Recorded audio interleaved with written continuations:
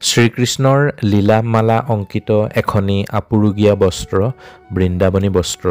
এই বস্ত্ৰখনি চকুৰি হাত অৰ্থাৎ 180 ফুট দীঘল আৰু 3 কুৰি হাত অৰ্থাৎ 90 ফুট প্ৰস্থ। এই বৃন্দাবনী বস্ত্ৰখনিয়ে প্ৰাচীন অসমত উন্নত বয়ন শিল্পৰ উৎকৃষ্ট নিদৰ্শন দাঙি ধৰে। এই বৃন্দাবনী বস্ত্ৰখনি ডঙা মেলা কৰোঁতে 60 জন মানুহৰ প্ৰয়োজন হৈছিল। মহাপুৰুষ শংকৰদেৱে বৰপেটাৰ গোপাল আতা প্ৰমুখ্যে তাঁতিকুছিৰ তাঁতিসকলৰ সহযোগত এবছৰ সময়ৰ ভিতৰত এই বস্ত্ৰভাগ তৈয়াৰ কৰি উলিয়াইছিল। বিভিন্ন ৰঙৰ সূতাৰে চিত্ৰপটত আখৰত বাখৰ সজাই গোপাল তাঁতীয়ে নিজ হাতেৰে তৈয়াৰ কৰিছিল এই বস্ত্ৰভাগী। সেই অঞ্চলৰ তাঁতীসকলে সহযোগ কৰিছিল গোপাল আতা। বস্ত্ৰভাগীৰ ছবিসমূহ শ্ৰীকৃষ্ণৰ জন্মৰ পৰা কংসবধলৈ সম্পূৰ্ণ কাহিনী বৰ্ণনা কৰা আছে। বৰপেটা সত্ৰৰ কীৰ্তনঘৰৰ দিশপ্ৰস্থ এই বৃন্দাবনী বস্ত্ৰৰ আৰ্হিত নিৰ্মাণ কৰা হৈছিল। কোচ ৰজা মহাৰাজ নৰনাৰায়ণৰ অনুৰোধক্ৰমে বীৰ চিলাৰায়ৰ পৃষ্ঠপোষকতাত বৈ উলিওৱা হৈছিল এই বৃন্দাবনী বস্ত্ৰ। শংকৰদেৱে কোচ ৰাজ্যৰ ৰাজকুমাৰ চিলাৰায়ৰ হাতত অৰ্পণ কৰিছিল এই বৃন্দাবনী বস্ত্ৰ। কি আশ্চৰ্য, কি অদ্ভুত এই বৃন্দাবনী বস্ত্ৰ! এই বৃন্দাবনী বস্ত্ৰ অসমৰ সম্পদ। শংকৰদেৱে অসমৰ মাটিত নিজে বৈ উলিওৱা, অসমৰ মানুহৰ হাতেৰে বোৱা এখন পৃথিৱী বিখ্যাত বস্ত্ৰ। কিন্তু আচৰিত কথা, এইখন লণ্ডন পালেগৈ কেনেকৈ? আহোম সাম্ৰাজ্যৰ পতনৰ সময়ত মোৱামৰীয়া বিদ্ৰোহে মূৰ দাঙি উঠিছিল। সেই সময়ত আনকি মহাপুৰুষ শংকৰদেৱকো খেদি পঠিওৱা হৈছিল। সেই সময়ত শংকৰদেৱ পলাই গৈ কোচ ৰজা নৰনাৰায়ণৰ আশ্ৰয় লৈছিল। নৰনাৰায়ণ অতি ভক্তিমান ৰজা আছিল। শংকৰদেৱক অতি যত্নেৰে সকলো সুবিধা দি তেওঁ আশ্ৰয়ত ৰাখিছিল। আনকি চিলাৰায়ে শংকৰদেৱৰ ওচৰত শৰণো লৈছিল। ৰজা নৰনাৰায়ণৰ ওচৰত শংকৰদেৱে সকলো কথা মুক্ত মনেৰে ক'ব পাৰিছিল। শংকৰদেৱৰ মুখেৰে নৰনাৰায়ণে শ্ৰীকৃষ্ণৰ কাহিনীবোৰ শুনি অতি আচৰিত হৈছিল আৰু মন পুতি শুনিছিল। বসুদেৱৰ গৃহত জন্ম, নন্দৰ গৃহত পালন, শ্ৰীকৃষ্ণৰ প্ৰতিটো লীলা আৰু শেষত কংসবধলৈকে শ্ৰীকৃষ্ণৰ লীলা বৰ্ণনা কৰিছিল। শংকৰদেৱৰ মুখেৰে শ্ৰীকৃষ্ণৰ লীলাৰ এই সম্পূৰ্ণ কাহিনী শুনি নৰনাৰায়ণ ৰজা আপ্লুত হৈ শংকৰদেৱক কৈছিল যে এই সম্পূৰ্ণ লীলাৰ এখনি বস্ত্ৰ তৈয়াৰ কৰিব লাগে। ৰজাৰ বাণী পালন কৰি শংকৰদেৱে বস্ত্ৰভাগী তৈয়াৰ কৰিবলৈ পুনৰ বৰপেটালৈ উভতি আহিল। তাতে 20 জনমান তাঁতীৰ এটা গোট বনালে। মূল দায়িত্ব দিলে মথুৰা দাস বুঢ়া আতাক। 6 মাহ কাম কৰাৰ পিছত 6 মাহৰ মূৰত চকুৰি হাত দীঘল অৰ্থাৎ 120 হাত দীঘল আৰু 60 হাত বহল এখনি বস্ত্ৰ শংকৰদেৱে ধুনীয়াকৈ তৈয়াৰ কৰি উলিয়ালে আৰু এইখন সযতনে বাকচত থৈ দিলে। ৰজাই অভূতপূৰ্ব এই বস্ত্ৰভাগ দেখি অভিভূত হৈ পৰে। তেতিয়াৰ পৰা শংকৰদেৱক ৰাজকীয় সন্মান প্ৰদান কৰে আৰু বস্ত্ৰখন নিজৰ হাতত ভালদৰে ৰাখিম বুলি প্ৰতিশ্ৰুতি দিয়ে। এই নৰনাৰায়ণ ৰজাই মধুপুৰ সত্ৰত ৰাখি থোৱা এই বস্ত্ৰখন লণ্ডন পালেগৈ কেনেকৈ? এক দীঘলীয়া যাত্ৰা। কিন্তু কেনেকৈ পালে ব্ৰিটিছে? 1600 চনত ব্ৰিটিছ ইষ্ট ইণ্ডিয়া কোম্পানী ভাৰতলৈ আহিছিল ভাৰতত বেহা বেপাৰৰ উদ্দেশ্যে। 1857 চনলৈকে ব্ৰিটিছ থাকিল বেহা বেপাৰ কৰি। সেই সময়তে আৰম্ভ হ'ল চিপাহী বিদ্ৰোহ। ইষ্ট ইণ্ডিয়া কোম্পানীৰ ভাৰতত বেলিমাৰ যোৱাৰ পিছত দলবলে ব্ৰিটিছ আহি ভাৰত শাসন কৰিবলৈ ল'লে। 550 বছৰৰ পুৰণি আপুৰুগীয়া এই সম্পত্তি সেই সময়তে ব্ৰিটিছে কেনেকৈ কি পৰিস্থিতিত নিব লগা হ'ল সেয়া কোনেও নাজানে। অৱশ্যে এই কথা স্বীকাৰ কৰিবই লাগিব যে সেই সময়ত ইমান যুদ্ধবিগ্ৰহ প্ৰতিকূল পৰিৱেশত বস্ত্ৰখনিৰ কি অৱস্থা হ'লহেঁতেন সেয়া কোনেও নাজানে। ব্ৰিটিছে নি সুৰক্ষিত কৰি ৰাখিলে কাৰণেহে চাগে আজি বিশ্ববাসীয়ে শংকৰদেৱৰ এই মহান সৃষ্টিক স্বচক্ষে দেখাৰ সৌভাগ্য হৈছে।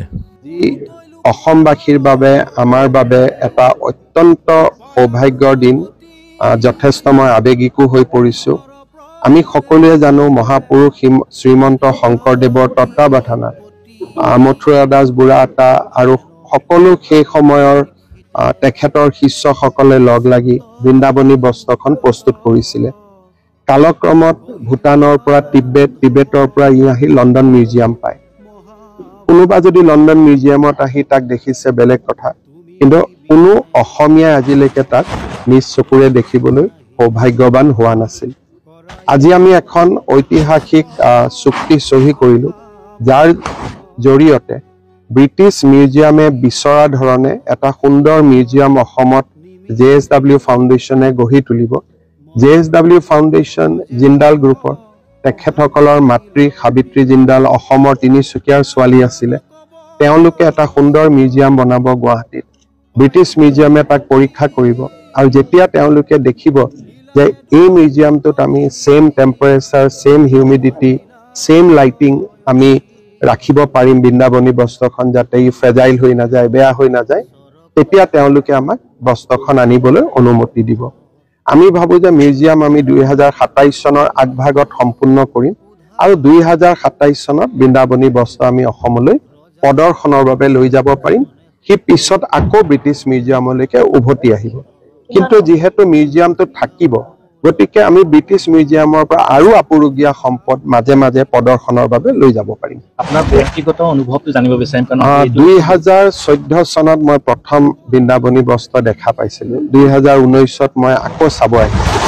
মনত এটা বহু দিনৰ আশা আছিল যে ইয়াক কেনেবাকৈ দিন অসমত লৈ যাব পাৰি নেকি আজি সেই আশাটো পূৰণ হোৱাৰ পথত এটা প্ৰাপ্তিৰ অনুভৱ অত্যন্ত গৰ্বিত অনুভৱ কৰিছো আবেগো আহিছে মনত আৰু অসমত মই নিশ্চিত যে এই বৃন্দাবনী বস্ত্ৰখন দেখাৰ পিছত অসমৰ মানুহেও মহাপুৰুষ শ্ৰীমন্ত শংকৰদেৱক আকৌ এবাৰ নতুনকৈ নিজৰ হৃদয়ত স্থাপন কৰিব তেখেতক আমি জানো কীৰ্তনৰ মাজেৰে আমি তেখেতক গুণমালাৰ জৰিয়তে জানো নৱ বৈষ্ণৱ ধৰ্মৰ জৰিয়তে জানো সত্ৰৰ জৰিয়তে ভাওনাৰ জৰিয়তে বৃন্দাবনী বস্ত্ৰৰ পৰাও বা বৃন্দাবনী বস্ত্ৰৰ বিষয়েও আমাৰ নৱ প্ৰজন্মই মহাপুৰুষ শ্ৰীমন্ত শংকৰদেৱক বুজি উঠিব ব্ৰিটিছে নি এক প্ৰকাৰৰ সুৰক্ষিত কৰি ৰাখিলগৈ সেইকাৰণে হয়তো বিশ্ববাসীয়ে বৃন্দাবনী বস্ত্ৰ দেখাৰ আজি সৌভাগ্য হৈছে অসমত থকা হ'লে চাগে বস্ত্ৰখন ইমান দিন কি হ'লহেঁতেন সেয়া কোনেও নাজানে কাৰণ ব্ৰিটিছে ৰখাৰ দৰে ইমান সুৰক্ষিত ব্যৱস্থা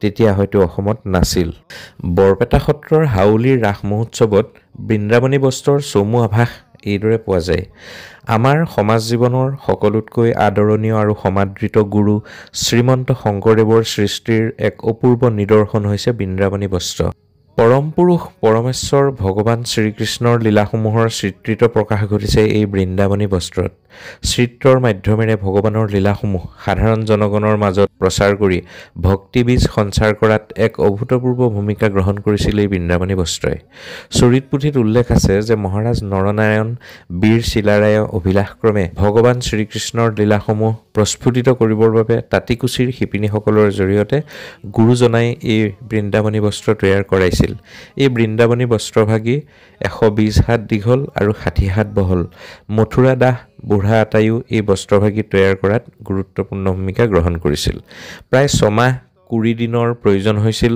এই বস্ত্ৰভাগী তৈয়াৰ কৰিবলৈ বস্ত্ৰভাগী খুলি প্ৰদৰ্শন কৰিবলৈ 60 জন মানুহৰ প্ৰয়োজন হৈছিল অসমৰ থলুৱা সম্পদ ৰাখিৰে তৈয়াৰ কৰা এই বস্ত্ৰভাগী কালক্ৰমত অসমৰ পৰাই হেৰাই যায় বৰ্তমান ইয়াৰ অৱস্থিতি ৰূপ ইংলেণ্ডৰ ভিক্টোৰিয়া আৰু এলবাৰ্ট সংগ্ৰহালয়ত সংৰক্ষিত অৱস্থাত আছে বৃন্দাবনী বস্ত্ৰত ব্যৱহাৰ কৰা সূতাবোৰ ৰঙা ক'লা হালধীয়া সেউজীয়া পাতল নীলা শ্যামবৰণ আদি ৰঙেৰে বুলোৱা হৈছিল বগা সূতাও ব্যৱহাৰ কৰা হৈছিল গুৰুজনাই নিতৌ পাটবাউসীৰ পৰা নাৱেৰে ৰংগিয়া নামৰ জানেৰে গৈ পুনতে কমাৰকুছি পাইছিল আৰু তাৰ পৰা কোটা জানেৰে গৈ তাতিকুছি পাইছিল তাতিকুছিলৈ আহি বৃন্দাবনী বস্ত্ৰখন বোৱাৰ কাম তদাৰক কৰিছিল আমি বহুদিন ধৰি চেষ্টাও কৰিছিলোঁ ব্ৰিটিছ মিউজিয়ামত মই নিজেও গৈছিলোঁ ফ্ৰেন্সত আমাৰ অধ্যক্ষ থাকোঁতে ৰঞ্জিত দাস ডাঙৰীয়াও গৈছিলে কিন্তু কোনেও কেতিয়াও আমাক সঁহাৰি দিয়া নাছিল যোৱা কিছুদিনত আমি আকৌ এবাৰ প্ৰচেষ্টা চলাইছিলোঁ যে আমি অন্তত বৃন্দাবনী বস্ত্ৰখন আমাৰ জীৱনকালত এবাৰ আমি অসমলৈ আনিব পাৰোঁ নেকি শেহতীয়াকৈ আমাৰ বাবে এটা আনন্দৰ বিষয় যে ব্ৰিটিছ মিউজিয়ামে তেওঁলোকে আমাক এখন পত্ৰ লিখিছে আৰু তেওঁলোকে আমাক কৈছে যে কেইটামান কণ্ডিশ্যন যদি আমি পূৰা কৰিব পাৰোঁ তেতিয়াহ'লে 2027 চনত তেওঁলোকে বৃন্দাবনী বস্ত্ৰখন অসমত 18 মাহৰ কাৰণে অহাৰ বাবে তেওঁলোকে ব্যৱস্থা হাতত ল'ব গুৰুজনাৰ পৰামৰ্শ আৰু নিৰ্দেশ অনুযায়ী তাঁতীসকলৰ নিপুণ হাতত ভিন্নৰঙী সূতাৰে বোৱা বৃন্দাবনী বস্ত্ৰৰ দৃশ্যপটসমূহত আছিল এক সুদূৰ প্ৰসাৰী আধ্যাত্মিক চিন্তাৰ স্ফুৰণ কৃষ্ণ সংস্কৃতিৰ প্ৰতিফলন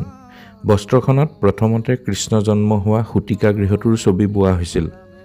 তাৰ পিছত একাদিক্ৰমে বসুদেৱে যমুনা অতিক্ৰম কৰি নন্দগৃহ পোৱা, কৃষ্ণই পুতনাৰ স্তন শুহি বধ কৰা, চক্ৰবাত অসুৰক বধ কৰা, মাটি খোৱা অৰ্জুন ভঞ্জন, বকাসুৰ বধ, কালীয় দমন, বনৰ অগ্নি শোষণ কৰা, গোপীসকলৰ বস্ত্ৰহৰণ, গোবৰ্ধন ধাৰণ, শংখচূড় বধ, মথুৰালৈ গমন, সুদামাক বৰ প্ৰদান, কংসবধৰ ঘটনাসমূহ চিত্ৰায়িত কৰি বস্ত্ৰখন সোণত সুৱগা চৰাইছিল। ৰামচৰণ দ্বিজে 17টা দৃশ্যৰ বিষয়ে উল্লেখ কৰিছে। সেইবোৰৰ উপৰিও চক্ৰপাণি বৈৰাগী আৰু ৰামচৰণ ঠাকুৰে ৰাসলীলাৰ দৃশ্যও বস্ত্ৰখনত সন্নিৱিষ্ট কৰা বুলি চৰিত পুথিত উল্লেখ কৰা বুলি পণ্ডিতসকলে মত পোষণ কৰে। বস্ত্ৰখন সম্পূৰ্ণ হোৱাৰ পিছত গঞাসকলৰ প্ৰাৰ্থনাত গুৰুজনাই চাং সজাই তাঁতিকুচি, গণককুচি, বাউসী, সুন্দৰী দিয়া, বাৰাদি, বামুণা, দতকুচি, পাতকী, জ্যোতিৰ, মন্থৈ আদি গাঁৱৰ বাসিন্দাসকলৰ উপস্থিতিত বস্ত্ৰখন প্ৰদৰ্শন কৰিলে। সকলো ৰাইজে সেই বস্ত্ৰখন দেখি বিস্ময়াভিভূত হ'ল আৰু মন্তব্য কৰিলে যে সেইখন স্বয়ং বৈকুণ্ঠৰ বস্ত্ৰ, প্ৰস্তুতকৰ্তা গুৰুজন নিজে স্বয়ং ভগৱান।